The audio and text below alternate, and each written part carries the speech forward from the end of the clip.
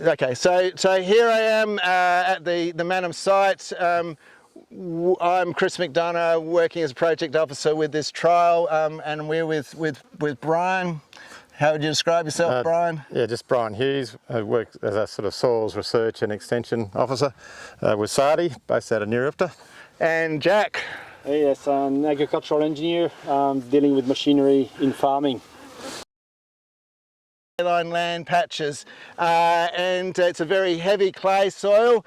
In the past we've done some soil pits and really found that there's a lot of transient salinity in these subsoil clays that has found its way to the surface in patches. How would you describe that, Brian? Yeah, so the patches tend to have perhaps up to 10 times as much salt in the surface. So as you come up through them, they're much more concentrated in the surface, and when you get down to depth they actually do even up a bit. So in these patches we're seeing it come through to the surface and concentrate.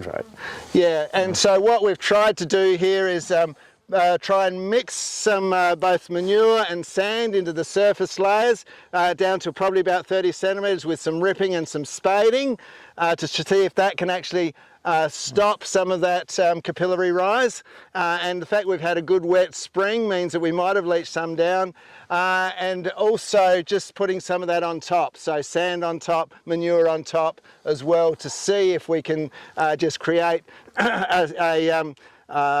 just change the surface enough so that the plants can grow and get cover over there with the less salinity or diluted salinity in the soil. So what we've found is the most, at the moment, with this site here, as you can see, between a control here, which pretty patchy growth, to here is where we had about 10 centimetres of sand on top.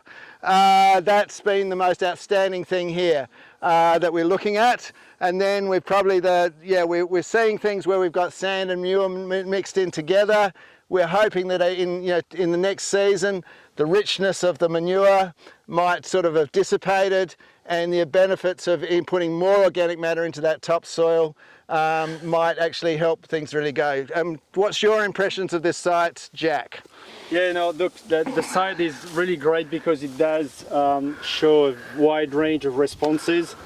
If we look at the impact of mixing by spading, we are seeing a negative impact typically, and we can see that the mixing of the sand or the manure is incorporated quite well. The ripping plus mixing has really decreased the strength, but essentially in terms of year one effect, that has more or less a negative impact.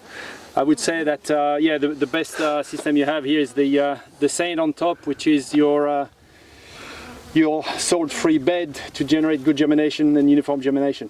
So the other thing too is this site had a really dry start to the season. Anywhere we got clay in the surface, that's really going to inhibit it. Some of these, there's patchiness here, some of the clay has salt at the surface that's probably 4 to 5 times what would normally be okay to germinate a crop. So yes, we've seen some really good responses, some negative and positive responses here, but we think that that might change in the next 12 months for the next season. So it'll be a very interesting site to go. So yeah, thank you, Brian and Jack, and we'll continue to look at this site.